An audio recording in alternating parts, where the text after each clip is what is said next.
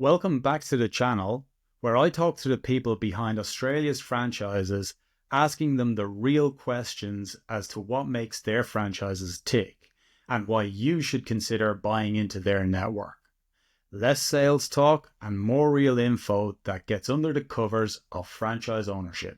Today's quickfire Q&A spotlight is on Appliance Tagging Services Test and Tag franchise.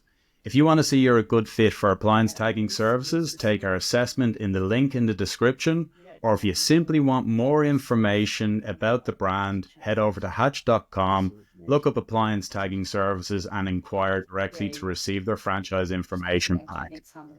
So today I'd like to welcome Sarah Allen, who is the owner and general manager of Appliance Tagging Services, who is going to be answering all of the questions around her business. Welcome, Sarah. Thanks. Great to be here. Sarah, going back to the I suppose the vision, the company overview, the history. Can you tell us when did it all start and what was the purpose of it starting? What was the vision? What was the mission? What were you trying to achieve? And the second part of that is, where are you going? What 5-10 year plan? What does it look like? Okay, so it all started because I married an electrician. So my husband, also co-owner of business, is an electrician. So we had a number of electrical contracting clients in Victoria, and way back in 2002, we had one client that said, "Hey, there's this testing and tagging thing. Do you know anything about it? Can you do it for us?" And we said, of course. We said, yes, we can do that. And then went and did a whole bunch of research and worked out that, in fact, we could do it. And from there, a business was born. So it started with one client that was an existing electrical contracting client. We then saw the opportunity to expand into other clients. We then started to tender for national work. We had contractors driving up and down the East Coast. And so it quickly grew from one client through to 2 years down the track going, oh my goodness, how are we going to service this? There has to be a better way. Because using contractors, they're contractors for a reason. They're doing their own thing. They don't want to be doing your thing as well. So we went down the franchise path and said, how do we get great customer service? And ultimately it was around how do we service our customers better and how do we grow the business as a whole? So that's where it started, 2002. We franchised. We got our first franchisee in 2006. Huge leap of faith for Rod. And we still keep in touch with him. He's an amazing guy. So 2006. And then by that stage, we had national contracts. And so our second franchisee was in Queensland. The third was in New South Wales. And the fourth was in Canberra. So instead of doing what I guess a lot of other businesses do is they start in, say, Melbourne and they grow Melbourne and then they expand interstate. We just went interstate initially. So, well, considering you had national contracts in place, you needed to serve them. So you opted for the franchise model to actually grow and service those clients. Yeah. So our model is quite different to other people in that we tender for a lot of national work. That our franchisees then do on our behalf, but they also grow their own business locally. So it's coming from either end of the market. They're never going to win any work for any national client because they can't service it because the national client wants one service provider. But then we're not interested in tendering or something for the local bakery as an example. So our franchisees focus at that end of the market. We focus at the big end of the market and hopefully meet in the middle. So where are we 5 years time? What are we trying to achieve? What's the vision? So 5 years time, we've actually just done our 5-year plan for the next 5 years with our growth targets and where we need to be. So we've got some internal work that we need to do around how we embrace AI within our business. How we can simplify things at our end using AI, and also how we can provide our customers with better experience with their testing and tagging data using AI tools. What benefit can we give them? So ultimately, we do test and tag. It's pretty non-sexy, but the data that gets spat out at the other end after the tech's gone in and done testing and tagging is super valuable to clients. Yep. They can look at what sort of appliances are failing, where they're failing, why they're failing.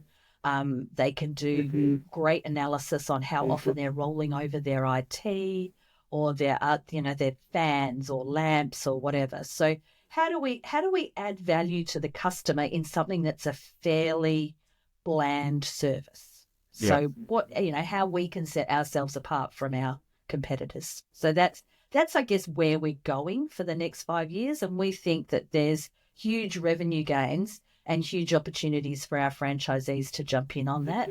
Franchisees, I guess, are competing with other smaller test and tag companies, and they're never going to be able to give those tools to their clients. So that's where we're coming at, is how do we add value? Okay. Product service offering. So we are a test and tag company. Can we dive into the core? And it's pretty straightforward from what I gather, but is there any other fringe services that surround the test and tag? What sort of add-ons, or is it just pure test and tag? Yeah. So we started out as a test and tag company, but there's definitely synergies with other services. So we're a test and tag company that does a bit of fire and does a bit of exit lights. Okay. So we don't say that we're a fire company that does test and tag, because that just says that your core stuff is fire, which it isn't. So whilst we're on site, our technicians can service fire extinguishers, fire blankets, and exit and emergency lights. There are some challenges in Queensland around that, which I'm sure we'll get to a bit later during this. So I'm happy to go through those. But yeah, it's a complementary service. So we know that a client is all about value add. So how can I avoid having two technicians coming in disturbing me to do the same thing? Why don't I get one technician? They come and do one service visit. I get disturbed less. It costs me less, and everybody's happy. So, and we've built it's a win-win, and we've built some really good online reporting tools around our fire and our exit lights, the same as our test and tag, just, I guess, to reduce that compliance burden. So we're in the compliance business. All of our services are regular, preventative. We go there every 6 months. So if we can try and add value, we can try and reduce the complexity. That's what sees clients staying with us time and time again. Yeah, excellent. Okay, target market and industry trends. You mentioned earlier in the piece in the company overview that there is large national contracts as well as the franchisee sourcing local businesses. And you then highlighted that there's 6 months. Can we dive into that a bit more? Like, who is that target market? Yeah. So from my perspective, I oversee our national clients, and I do tenders for big clients. So as an example, we currently look after the University of Sydney. That's like painting the Harbour Bridge. We start at one end of the university, and 12 months later we get to the other end of the university, and then we go around again. So we could have someone there. We could have 2 or 3 people there every day of the week. It's a big contract. So our target market at our end is those big clients that another organisation simply just can't service because they don't have the resources in the right spots. So that's from our end, councils, large corporates, large retailers, government, that sort of stuff. From a franchisee's perspective, we always say to our franchisees, if you're flying in somewhere, have a look out the window, and anything with a flat roof is testing heaven. Yeah. So they're manufacturing. Yeah, they're manufacturing facilities. Those are 6 monthly tests. It's mandatory. You must test and tag in a hostile environment, and you got to do it every 6 months. Testing heaven. So that is where, if I was a franchisee, that's where I'd be focusing. I'd be going and talking to every manufacturing place within my area, because they know they have to do it. They've got really good safety protocols in place, and there's a huge opportunity. So, yeah, so there is that. There's that balance. It's a partnership where you guys It are is. Yeah. distributing Yes. leads for national brands whilst sourcing the local manufacturer and Mhm. Yep. operators within the territory. Yep. Okay, moving on. Ongoing fees, royalty, Mhm. marketing funds. Can you give us a breakdown of what the ongoing fees look like? Is it a percentage of revenue? Is it, is it weekly? Is it monthly? Mhm. How does it work? Do you guys collect the payments and then distribute, or do the franchisees collect payment and then distribute? Can we dive into the ongoing fees? Sure. So we do all of the invoicing, reporting, and debt collecting for our franchisees. So we hold all the Admin. money. Thick. Yeah. So we do all that yucky stuff, all of the chasing of the money, which can be horrible. So, Yep. so we do that. And then at the end of the month following that, we pay our franchisees, regardless of whether we've been paid. So, you're going to get paid somewhere between 55 days and 0 days or So 30 days does from that when you did mean, your testing. sorry for jumping in, Sarah, because I think Yeah, you made a very valid point there. Does that mean that the franchisee, they'll get paid regardless if there's an outstanding invoice, which means from a correct. cash flow point of view that they're going to keep going as is whilst you guys Yes, do the debt collection? correct. Okay, Yes, excellent. yes. So they know exactly how much is going to be in their bank Yep. 3 weeks or 4 weeks, at the end of the month following the month that they did that work. They know exactly. So from a cash flow perspective, that is awesome. It also means, we've got expenses as well. So it does make us debt collect quite hard Yes. so that our cash flow isn't impacted. So out of that payment, though, we do take our percentage-based fee. So our Yep. percentage fee for work that we hand over to our franchisees, clients that they just go and service on our behalf, is higher than the work that they have secured themselves. But we are doing that invoicing, the reporting, the debt collecting, all that sort of stuff in the background. So Yep. there's no difference from a franchisee perspective about how much work we do in the background, whether it's a client that we've won or the client that they've secured themselves. So Yep. the only other fees, we have a contribution towards our annual conference that comes out every month. Yep. And then there is test equipment rental, and Yep. we have some charges from Microsoft that we on charge every month for Office and for our Dynamics and field service management systems. So they're just straight Microsoft charges that we just bill through so that everyone's part of our network. So that's Excellent. they're our monthly fees. So Excellent. Okay. Very important topic. huge. Training and support provided for franchisees. Now, when I want to dive into this with the training and support, because this is a very nervous time for franchisees. Yeah. They're about to get into their own business. They're like, oh my God, day one, here we go. But what does it look like prior to commencement? What sort of duration training and support do you guys give? And then post commencement, what's the ongoing training and support? Are they just ditched and left to their own devices, or what can they expect from a regular check-in? Yeah. So there is no ditching of anybody, just simply because of the way that our model works. We're in contact with our franchisees every day. So yeah, there's certainly Pretty no. hands-on. Good to We're hear. very, very hands-on. So we've actually just gone through franchisee training. So this is all very, very fresh in my mind. So all of our new franchisees need to do a couple of mandatory courses prior to attending our training. One Yep. is the 1-day test and tag course. The other is they need to have done their Cert 2 in fire. And there's also a 3-phase testing and a plug top repair And course. just So there's jumping 3 in quickly things. before we go into your training, do you guys have referrals or relationships in place for them to go and do that, or are they expected to go and source that course themselves? No. So we have two training organisations that we recommend. Yep. That have quite a bit of training availability, and in fact, we schedule our franchisee training with a prospective Yeah, very good. franchisee for after though they've done those courses. Very good. We make sure that everything is aligned. So we know that that's got to be done prior, because otherwise that then impacts the franchisee through their startup phase. Yeah. So we want to make sure that all of our ducks are in a row before we kick off.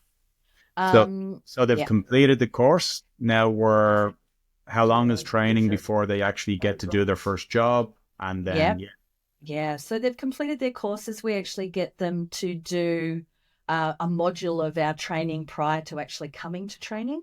So we get them to do a whole bunch of business setup and a whole bunch of other stuff, and some inductions and those sorts of things prior to coming to training. Then they come to training, and it's 2 weeks in Melbourne. We say to our franchisees that come to training that by the end of their 2 weeks, their head will either be ready to explode or fall off from spinning around so much. Yeah.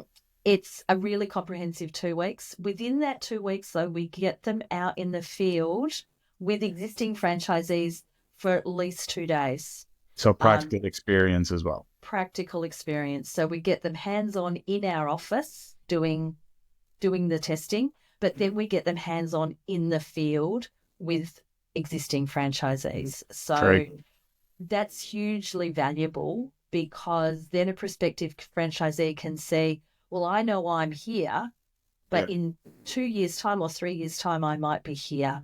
And gives them also a connection to some other franchisees as well, which is really, really helpful. So our Victorian franchisees actually really enjoy it. They love it, and they give us some really good feedback afterwards. So we get feedback from those franchisees as well about their perspectives, just for them to sort of say, hey, I think they need a bit more help in this area or this area, and then we can deliver that during the rest of training. So, and then that's training before, and then we've commenced business, and you mentioned earlier that you're pretty hands-on. You're talking to franchise daily. Yeah. What does that look like? Is it more so just around customer support, or are we actually diving into their business to help them understand how they can run their business better? What does it look like? What does it look like? So first day, you're actually not by yourself. So where we can, we buddy you up with another franchisee for the first week or two. So that, the first day of school can be a little bit scary. You're turning up to a customer, you've got your head back together, and you're turning up on the first day, and you're trying to remember everything that you've learned in 2 weeks, and we just can't remember that sort of stuff. So we buddy them up with an existing franchisee for at least a couple of weeks, just to have someone there for the odd question. So it's not extra training, but they're just there for the odd question. We then do a check-in, a formal check-in with that franchisee at the end of the first week, just to see how they're going, see where they need extra help, and then the same thing the following week. We also say to the brand new franchisee, if you've got any questions, call us. We have a dedicated training and performance person, and that's their whole role, is to make sure that the first 2 weeks or the first 3 weeks of a brand new franchisee is going really, really well. So we then have further training coming up at, when they get their first recipient created tax invoice. We actually sit down with them and go, now I know we went through this in training, but let's do your zero import together. And we do that for the first couple of months. So it's not you've had your training, off you go, see you at the conference in 8 months' time. There's a lot of hands-on stuff just to make sure that startup phase is great. Yeah. That's great. Okay. Day in the life. This is, people need to understand, I would imagine your early risers getting in before business is open to do a bit of work to, not disturb the day. But can you talk to me with regards to what time can franchisees expect to get up, be in the office, or be in certain places, but also go through what sort of responsibilities do they have? What does a typical day look like? Yeah. So you're right. This suits morning people. So whilst we're not tradies as such, I like to say that we've got technicians rather than tradesmen. We are often on site at 7:30 in the morning, sometimes earlier than that, sometimes at 6, but more often 7:30 in the morning, which does mean that you're normally done by 2:30, 3:30, 4 o'clock. Yeah, so Pick it the kids is. up. Yes, not every day, Not but every some day. days. Yeah. That's good. So there's definitely the scope to be able to do that. A typical day, so you get to site, actually, let's start our typical day the night before. Yeah. You've got yourself organised the night before. You've got all of the things that you know you're going to need for the next day in your car and packed. Yep. You've reviewed what you need to do when you get to site. You've looked at the test and tag that was done the last time. You know sort of what to expect. You get to site early, greet your site contact, run through what you're going to do with your site contact, and then get into the testing and tagging. Our system is amazing. We've spent considerable money on our system. So at the end of testing and tagging, all you do is you press an upload button on your testing equipment. It uploads that testing data to our online portal. You then click that the job is complete and you update your field service app, and that then starts all the invoicing checks and that sort of stuff. So, and that is all it's an of the automated admin. process. It's all automated. You press 2 buttons. Fantastic. So it means that your franchisees are focused, because I imagine your business model is that you're being paid per plug or per test. Yes. So per therefore, test. you really want to make sure there's efficiencies in they are doing as many 100%, 100%. And we have a team of people right underneath me downstairs. We have a team of people, and their responsibility is to make testing and tagging more efficient for our franchisees. So if we can shave a second off the time it takes to print a tag, will do it. Valuable. Yeah, very valuable. Yeah, so it's all about little micro improvements. And if I look at where we were back in 2002 as to where we are now, our service efficiencies and the volume of testing that we can do just simply through efficiencies with our test equipment and our systems, it's chalk and cheese. So I suppose it's going to be it's going to be pretty exciting to see what AI will do to your business to drive those efficiencies. Because if you are talking about the 1%ers of a second here and a second there, it all adds up to how many tests are done a day, which results in more revenue for both franchisor and franchisee. So that's incredible. Okay. Staffing requirements. Is this a one-man band, or do you have franchisees that have grown large enough that they actually have staff that are out servicing for them? Talk us through that.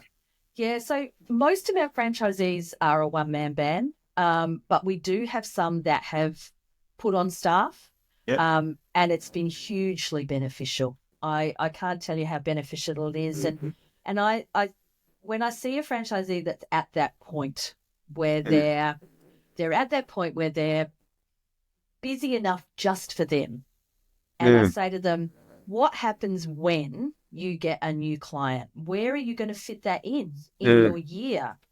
Because they're not going to be able to, because you've got to remember this is regular, genuine retesting. So you get a client, you're servicing them every 6 months or every year. So as your client base grows, the number of days in a week doesn't grow. So you've got to work out where they're all going to fit. And so you get to the point where you're pretty darn busy. And so I say to our franchisees, you've got to be about 120% busy before you're going to put on a staff member. But it is the hardest thing you'll ever do, but the most rewarding thing that you will ever do, because then that frees up their time to actually invest back into the business to go and grow their client base more. Source more work. So because they've been successful, they know how to source more work. They know how to leverage relationships and talk to people. So and the only reason that they're not doing more of that is because there's no time. So that's where we come in. It's a good problem to have. It's a good problem to have, yeah, but it's still a problem. It's still a problem. Yeah, so we've got a few franchisees that have done that. They've put on staff, which is amazing, and some have 2 or 3 staff. And we've got a franchisee that's just about to put on another staff member, so which is great. We work really hard with those franchisees to get them to see the benefit in putting on staff. A lot of people just go, in a former life, I used to manage 15 people. Well, that's not quite the same as putting on one staff member. Yeah. So sometimes they just need to take a bit of a brave pill. So, excellent. Territory information. Now, I know you're not a bricks and mortar franchise. This is completely 100% mobile. Territory information. Is it exclusive, non-exclusive? Is the territories, is there a radius? What does the territory look like? Yeah, so our territories are called a designated marketing area, or a DMA. Yep. So it's a marketing area. It's not everything within these 4 walls is mine. So it's not exclusive. So the benefit of that is that if you go on holidays, somebody else can come into your area and look after your clients. How good is that? Yeah. So you can actually have a holiday, right, without having to work like 5 men before you go on holiday. Yep. And then work really like 5 women after you come back from holiday. Do you know what I mean? So it's really, really beneficial to have a non-exclusive area. It also means that as your client base grows, and I think we talked about it before, there's only 5 days in a week. And there's only 5 mornings in a week. Yep. So you're going to need, at some point, you're going to need someone to come in and help you. Yep. And also for us, with the work that we offer to our franchisees, it's all driven by when the client wants their testing done, not when we've got someone available. Yeah, so we can't say that the franchisee for that area is actually really busy and will have to come to see you in 3 months' time. That just doesn't work. So I'd imagine you've got quite a collaborative franchise environment where they're helping out each other. Hey, I can't get to this client here. Do you have time frames? So yes, that sounds fantastic. And it gives the franchisee a break if they do want to head off somewhere, which is much rewarding for the franchisee. Yes, definitely. Okay. Franchisee qualifications and experience. Are you looking for electricians? Who are we looking for? Is it transferable skills? What are we looking for in a franchisee based on qualifications? Yeah, so they don't need to be an electrician, which is awesome. So they could be you and me. I'm not an electrician. I feel like I've done my electrical apprenticeship, but I'm not an electrician. So so you don't need to be an electrician. You've got to be able to talk to people. You've got to have really good customer service, because ultimately you are dealing with people every single day. Even though you're doing testing and tagging, the majority of what you're doing is customer service. So we are looking for people with good people skills. Good people skills. Yeah. You don't have to be the world's greatest salesman. That's not the people skills we're talking about. It's just, do I like people? Can I talk to them? Can I talk to people? Because I'm sure that's where the compounding customer growth comes from. 100%. Yeah. If I look at our high-performing franchisees, they all get amazing referral. Yeah, so incredible. Yeah, which is incredible. The only thing with that is that in Queensland, you don't have to be an electrician, but you do have to have a restricted electrical contractor's license. Okay. And if you want to do exit and emergency light testing, currently in Queensland, you have to be an electrician. Okay. So, yeah. So different kind of franchisee we're looking for in Queensland to suit that criteria. But rest of the country, we're fair game. 100%. Yes. Excellent. Yes. The Queensland government have decided to make life a little more challenging. So that's okay. Yes. Unique selling proposition. What would you say is the USP for Appliance Tagging Services? I am going to say it's our test equipment. and the way it integrates through our whole business. That Okay. is we've having just had a franchisee come through training who's actually done testing and tagging in the past. He was beside himself when he saw our test equipment and how it all worked and how it integrated and how simple it was to use, and how much more information the client gets at the end of the day. Yeah. So ultimately, we're in business to satisfy client need, and we put the client at the center of all of our decisions and say what's best for the client. And if we can do that through our test equipment and how we can benefit our test equipment, then it's going to be really, really good. So yeah, so that's our unique selling proposition, is our test equipment and our business systems.